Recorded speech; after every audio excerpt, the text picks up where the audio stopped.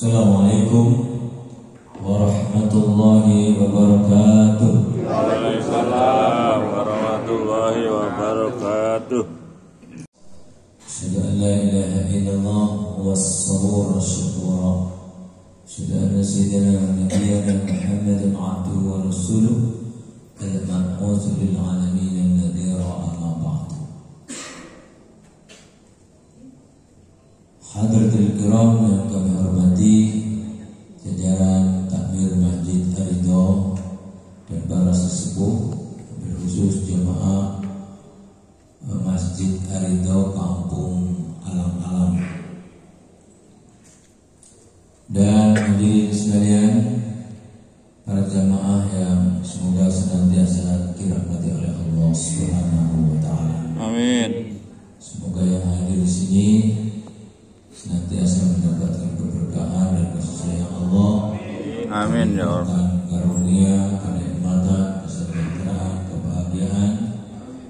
Amin amin ya rabbal alamin. Bersama dalam kesempatan Kulsum Ramadan kali ini, marilah kita senantiasa bersyukur kepada junjungan baginda Rasulullah Muhammad sallallahu alaihi wasallam. Pada kesempatan kuliah subuh Ramadan kali ini, saya akan mengantarkan materi tentang kenapa diwajibkan berpuasa. Itu penting. Seringkali kita mendengar dalam surah Al-Baqarah ayat 183 yang final, ya ayyuhalladzina amanu kutiba alaikumusiyam kama kutiba 'alal ladzina min qablikum la'allakum tattaqun. Kenapa kita diwajibkan berpuasa, termasuk orang-orang yang dahulu, apalagi di bulan Ramadan? Tentu saja pasti ada sebab-sebabnya. Allah menjadikan manusia, dijadikan manusia adalah ujian. Allah menjadikan manusia yang ada dirinya adalah bahan atau bibit-bibit penyakit, maka Allah jadikan obatnya. Kemudian Allah akan menjadikan manusia itu hebat, khalifah di bumi, menjadi contoh teladan kepada umat yang lain. Maka Allah training dengan puasa. Seperti para pejabat sebelum diangkat jabatannya itu suka di training dulu di Lemhanas. Para TNI sebelum dia naik jabatannya jadi kolonel, menjadi seorang khalifah. Khalifah itu di tingkat keluarga maupun tingkat RT maupun di masyarakat luas. Maka Allah kasih training, yakni adalah berpuasa di bulan Ramadan. Maka dari itu puasa itu tidak hanya di bulan Ramadan saja, ada juga puasa Senin Kemis, ada puasa Ayyamul Bid, puasa-puasa yang lain. Apa tujuannya? Tujuannya supaya manusia mampu untuk mengendalikan diri. Apa-apa yang Allah ciptakan, sebuah karakter manusia buruk di dalam dirinya, supaya kuat kita itu. Itu tujuan puasa diwajibkan. Maka kalau kita lihat dari sisi bahasa, asyam itu punya arti, punya bahasa lain namanya imsak. Sama-sama bahasa Arab tapi punya bahasa lain, imsak. Artikulasi bahasa Indonesianya adalah menahan diri. Asyam, imsak sama. Bahasa Indonesianya bisa untuk supaya bisa menahan diri. Maka kita seringkali mendengar kata-kata imsak. sebelum subuh, atau kita saat sahur kita dengar imsak. Pertanyaannya adalah imsak itu nggak boleh makan, nggak boleh minum, menahan diri setelah masuk waktu subuh atau sebelum masuk waktu subuh. Ayo kira-kira tuh. Jawab biar gak ngantuk. Salah nggak dosa? Apa Suradi? Kira-kira itu sebelum subuh apa sudah masuk waktu subuh? Sebelum? Segitu sebelum waktu masuk subuh. Namanya imsak ada artinya menahan diri, sama dengan asyam. Kalau sudah imsak berarti sudah asyam. Kapan waktunya? Dimulai waktu subuh. Kurang 5 menit masih boleh makan. Tapi akan sebaiknya pas waktu subuh tiba itu udah selesai, udah gosok gigi, udah wudu syukur-syukur itu, syukur-syukur udah dimaji. Itu akan lebih bagus. Itu namanya imsak. Jangan biar masjid udah bagus, masyarakatnya pengertiannya ya jangan kayak dulu-dulu aja dan kemajuan. Yang kedua tentang sahur. Sahur itu apa ya? Sebenarnya sahur itu makan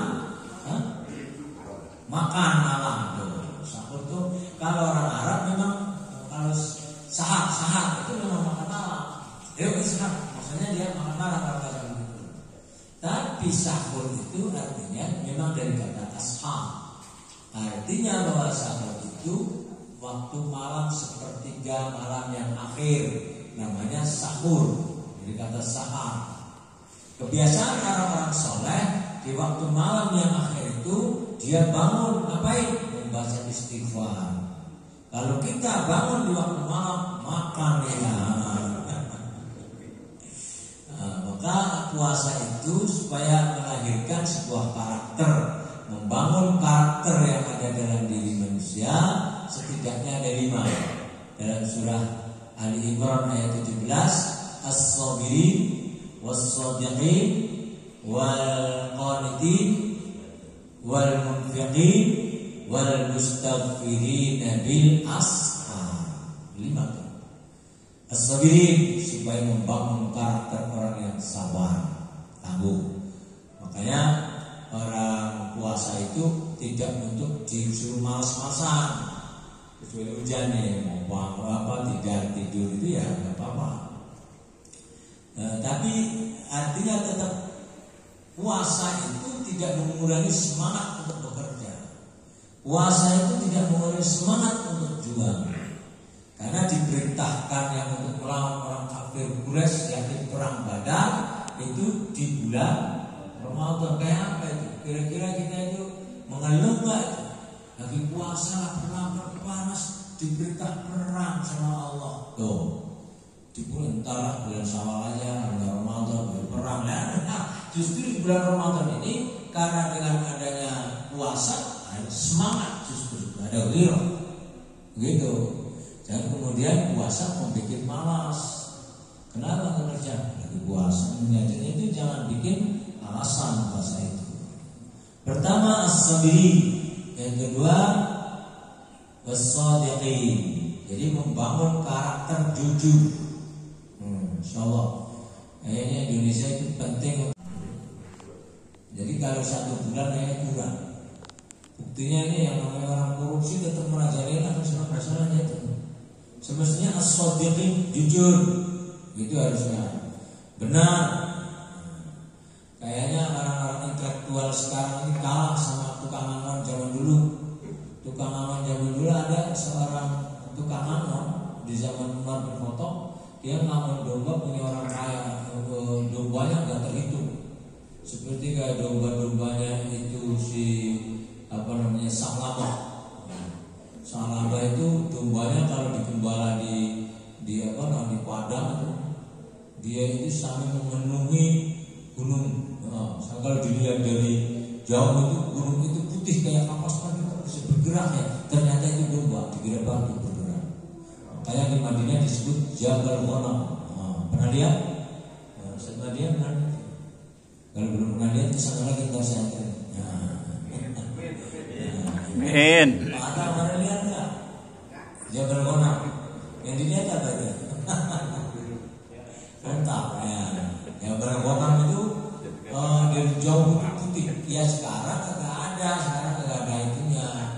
Dulu itu dombanya Sa'labah memenuhi itu. Yang dulunya Sa'labah sering dicintai di sini ya. Sa'labah yang tadi yang miskin, koret, susah, ya kan? Dia rajin jamaah, dia udah kaya raya, dombanya banyak. Lupa lagi. Nah ini makanya kalau kita dikasih kesulitan, ya itu apa artinya harus sadar diri bahwa ini dikendalikan oleh Allah supaya tetap rajin jamaah. Itu maksudnya. Sebabnya nanti kalau udah tambah kaya raya, wah susah nggak kenal masjid. Ya contohnya Sa'labah itu, nah gitu.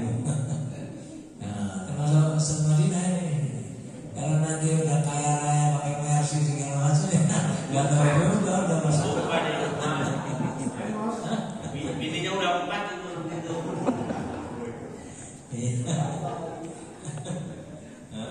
Jadi itu bisa lagi di mana nih? Lagi di Paro bersama Madinah lah. Nah jadi as-sadiqin jadi membangun karakter orang yang jujur. Ada seorang pengembala domba zaman Umar bin Khattab, ketika ada seseorang mengatakan ini domba banyak benar, kamu tahu jumlahnya? Tidak tuan. Nah bos kamu tahu nggak? Ya boro-boro saya ngangon aja kagak tahu jumlahnya berapa, apalagi bos saya. Itu begini aja deh. Ini saya mau buat kabi bulik. Saya beli satu. Pokoknya uangnya buat kamu. Gak usah ngomong sama punya, pasti nggak tahu jumlahnya. Begini tuan, walaupun bos saya kagak tahu, tapi Allah tahu. Tuh, saya terima duit kagak ngomong, Allah tahu. Saya kagak berani dah kalau gitu. Ini kadang-kadang orang goblok tapi cerdas malah ya. Tukang Ahmad gak berpendidikan cerdas. Dia gelarnya S3, gelar dia juga akademisi, jadi menteri. Giliran mau melihat kesempatan, tengok-tengok, nggak ada CCTV, kesulitan. CCTV sih memang nggak ada, tapi Allah tahu. Nah, itu zaman sekarang. Dulu kan masih di atas meja, sekarang bawah meja. Masya Allah. Maksudnya karakter Ramadan ini membangun karakter sidik, membangun karakter jujur. Ketiga adalah membangun karakter taat, berqanitin. Jadi orang yang taat kepada Allah. Buktinya itu alhamdulillah kalau Ramadan itu ya, alhamdulillah itu masjid-masjid banyak ramai, alhamdulillah itu kan mencirikan taat itu. Nah, kemudian yang keempat adalah wal munfiqin, membangun karakter dermawan.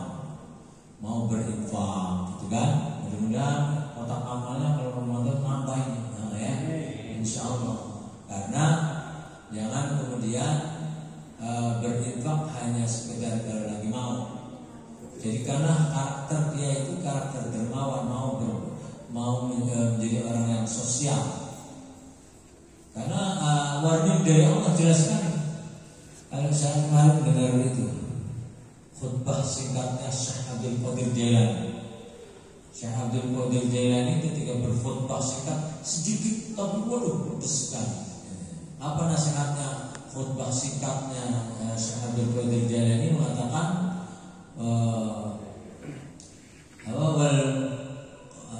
barang siapa yang memberi makan kepada fakir miskin, orang yang lapar sesuap nasi, itu jauh lebih bagus daripada memerangi jihad dengan orang kafir. Memberi makan sesuatu kepada fakir miskin yang kekurangan, maka jauh lebih bagus dibanding sujudmu di malam tahajud 1000 rakaat. Gitu. Memberi makan sesuatu nasi kepada orang yang kekurangan, maka lebih bagus dibanding membangun 1000 masjid. Satu aja udah luar biasa. Apa namanya udah ampun. Tapi artinya ini sebuah penekanan bahwa peduli sosial kepada fakir miskin sangat dianjurkan bagi orang yang sholat, bagi orang yang beriman. Sampai-sampai dalam surah Al-Maun mengatakan bahwa ara'aital ladzi yukadzibu bid-din fadzalika alladzi yad'u al-yatim wa la yakhuddu 'ala ta'amil miskin fawailul lil musallin. Tahukah kalian orang yang mendustakan agama, yaitu adalah orang yang menghardik anak yatim, membiarkan tidak memberi bantuan pada fakir miskin. Fawailul lil musallin, celakalah mereka walaupun sholat. Menghindari apa-apa yang Allah ciptakan sebuah karakter buruk dalam diri manusia. Masya Allah, Allah ciptakan manusia dikasih sifat buruknya. Iya, setiap manusia dikasih sifat buruk. Apa yang disebutkan dalam Al-Quran surah Al-Maun, surah Al-Ma'arij, surah ke-70 ayat 19, Allah berfirman, Innal insana khuliqa halu'a. Sesungguhnya manusia diciptakan sukanya ngeluh, senangnya setahun, bahkan 7 tahun udah senang, baru susah 1 bulan ngeluh. Hidup begini banget ya, udah susah negara kita ini. Sekarang ini kayaknya susah, baru pensiun berapa bulan udah ngeluh. Masya Allah, jangan begitu ya kan? Yang pensiun dari kecil aja nggak pernah jadi pegawai nggak ngeluh, malah berpensiun ngeluh. Masya Allah, begini malah itu. Nah, dulu mah kita masih sekarang susah itu. Nah, ini orang gampang banget ngeluh. Wa idza masaul jazuma. Ketika dikasih kesulitan ngeluh. Tapi jeleknya manusia itu dikasih kesulitan dikit aja udah ngeluh. Ibarat telur itu cuma jatuhin aja udah pecah. Tapi kalau dikasih kesenangan mudah lupa orang tuh. Dalam surah Fussilat surah ke-41 ayat 51, wa idza an'amna 'alal insani a'rada bi janibi wa idza massahu syarru fadzu du'ain 'arid. Apabila manusia dikasih kenikmatan yang banyak, gampang lupa. Tuh, hati-hati. Bapak jagain tambang di mana? Di Morowali. Jagain tambang nikel. Gajinya berapa? 70 juta sebulan. Wow. Kira-kira gimana nih? Kalau bapak ada di sini yang tadinya biasa 10-15 juta, sekarang 70 juta. Kira-kira kawin lagi nggak kira-kira? Wallahu wasil alim. Asyaitan ya'lamu al-faqr. Setan itu bisik-bisikin kita supaya takut untuk awas loh. Nanti kamu miskin. Apa tujuannya? Ketika kita mau berbuat baik, awas loh, nanti miskin. Akhirnya jadi kikir. Kikir disebutkan dalam Al-Quran itu adalah kecil. Gak ada bedanya sama berzina, gak ada bedanya sama membunuh, gak ada bedanya sama mencuri. Mencuri, membunuh, berzina, pelit, sama itu perbuatan kecil. Tapi kayaknya itu kalau pelit itu kayak biasa-biasa aja. Membunuh bisa heboh. Ini artinya bahwa setan itu membisik kita supaya berbuat kecil, yakni kikir yang dimaksud. Allah membisikkan kita karunia, jangan khawatir. Kalau kamu berbuat baik, pasti aku berikan balasan yang lebih banyak kebaikan. Maka dari itu, Ramadan ini yang membedakan dengan bulan-bulan yang lain ada 4. Cuma 4 yang membedakan Ramadan dengan bulan-bulan yang lain. Ramadan ini sampai dikatakan bulan suci, Ramadan itu dikatakan bulan agung, Ramadan ini adalah bulan yang mulia. Perbedaannya ada 4. Pertama, bulan Ramadan ini adalah Allah wajibkan berpuasa 1 bulan penuh, hanya Ramadan. Bulan yang lain tidak ada, sunnah. Bulan Ramadan ini yang membedakan dengan bulan yang lain, ada dicontohkan sholat sunnah tarawih. Bulan Rajab ada? Tidak ada. Bulan Sya'ban? Tidak ada. Bulan Haji, bulan Muharram nggak ada dianjurkan untuk dicontohkan oleh Nabi sholat sunnah tarawih walaupun sunnah, itu hanya di bulan Ramadan. Itu perbedaan 2. Yang ketiga, apa kira-kira? Bulan Ramadan yang membedakan dengan bulan yang lain. Selain diwajibkan puasa, disunahkan sholat sunnah tarawih. Kemudian yang ketiga apa? Bayar zakat. Bayar zakat fitrah ya, berarti ada 5 tuh. Membayar zakat fitrah. Kalau selain bulan Ramadan, bayar zakat fitrah nggak bisa. Adanya zakat mal. Tapi di bulan Ramadan ini sebelum Idul Fitri itu masih harus membayar zakat fitrah bagi yang mampu. Yang keempat, membedakan bulan Ramadan ini apa dengan bulan yang lain? Diturunkannya Al-Quran. Dari Mekah tahu ya. Dapat ilmu dari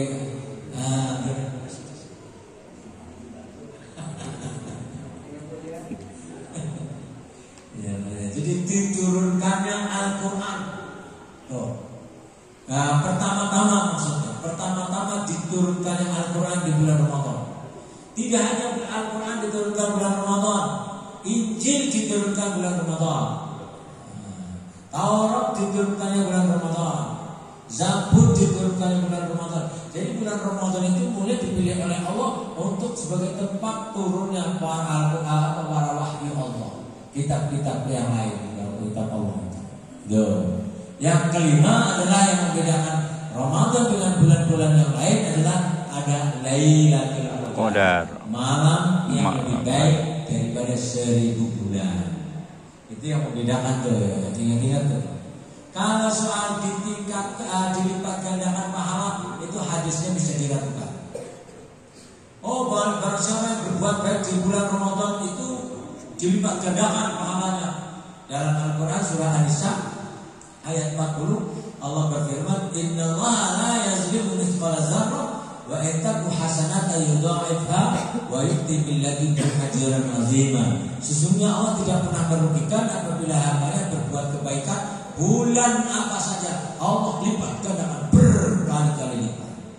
Satu sebiji zarah berbuat kebaikan secara material maupun moral, termasuk doa kepada orang lain, itu dilipat gandakan berkali-kali lipat. Itu ayat objektif sendirian sifatnya.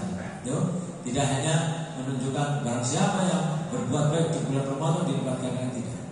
Di ayat yang lain dalam surah At-Taghabun surah ke-64 ayat ke-17 juga sama.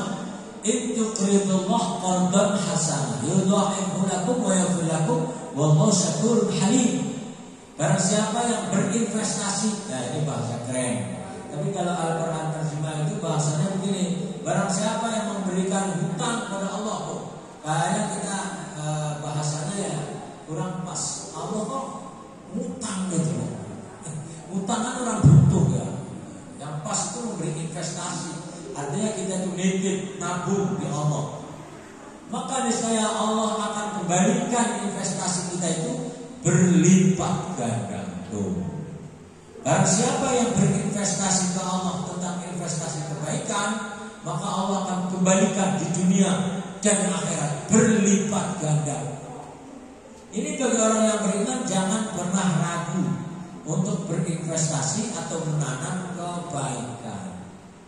Sedang kebaikan itu banyak sekali, ada yang kebaikan sifatnya vertikal, yakni ritual kepada Allah, ada kebaikan sifatnya horizontal, yang sifatnya kemanusiaan, sosial kemanusiaan. Bukan dua-duanya. Kalau ilmu PLN, kalau cuma plus saja, itu lampu belum bisa nyala. Atau min saja, lampu juga nggak nyala. Harus dua-duanya, min plus digabung, maka bisa nyala lampu. Itu disebut ridho Allah.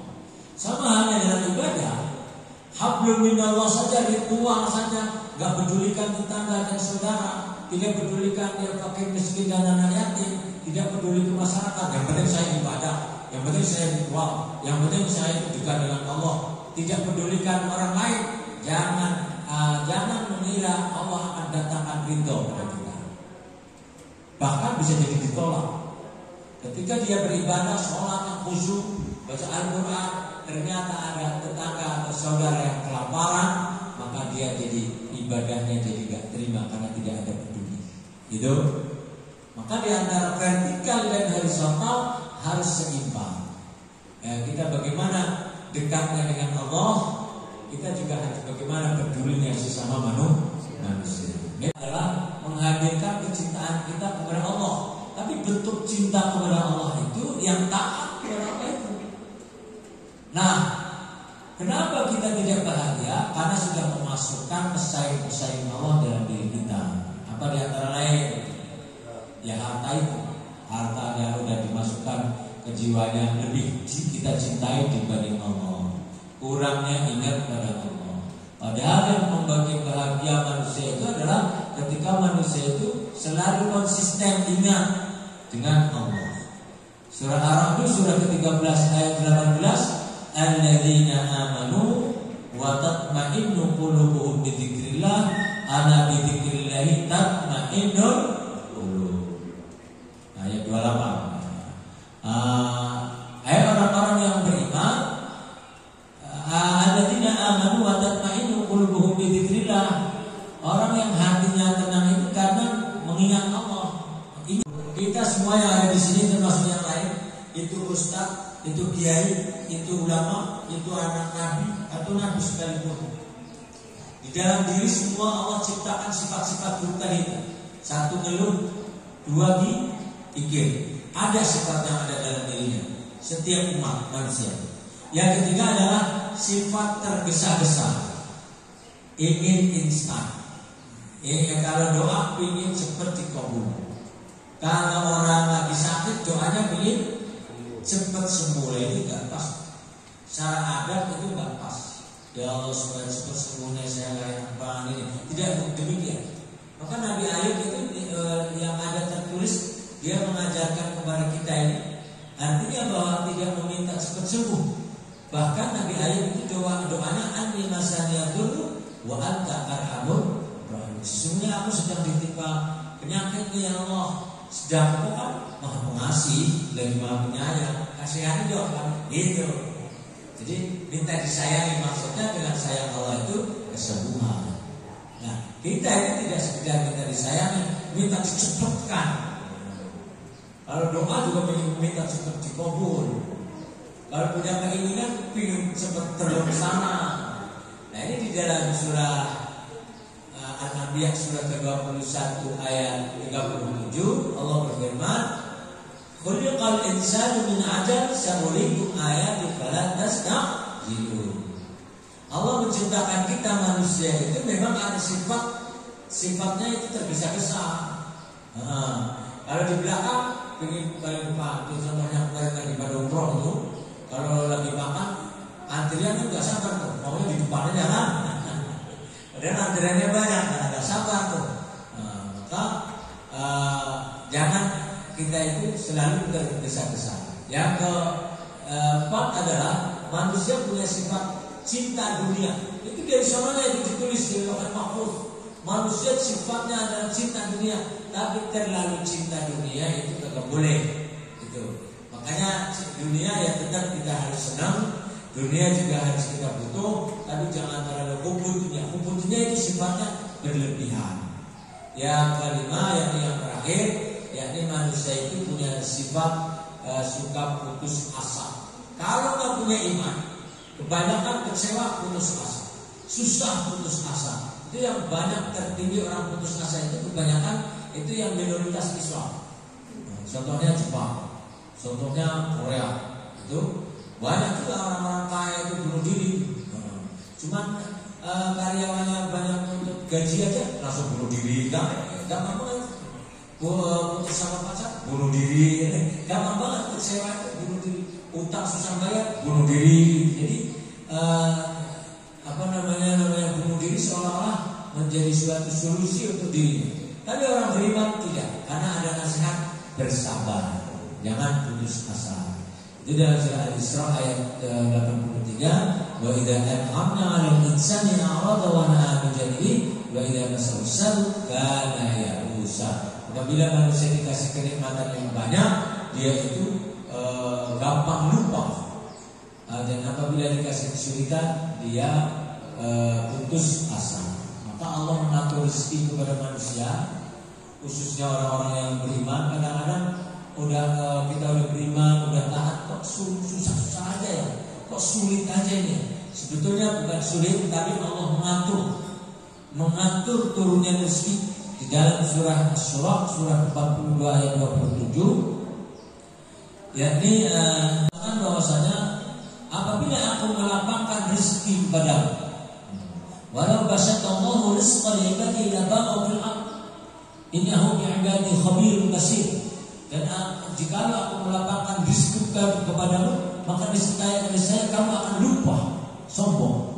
Maka dari itu aku menurunkannya dengan kadar kemampuan. Ini nih mampunya Ustaz Madinah ini berapa miliar nih? 2 miliar. Ya udah kasih paling 2-3 miliar. Belum sampai 10 miliar mampunya. Kalau sampai 10 miliar, bisa gak pulang nih.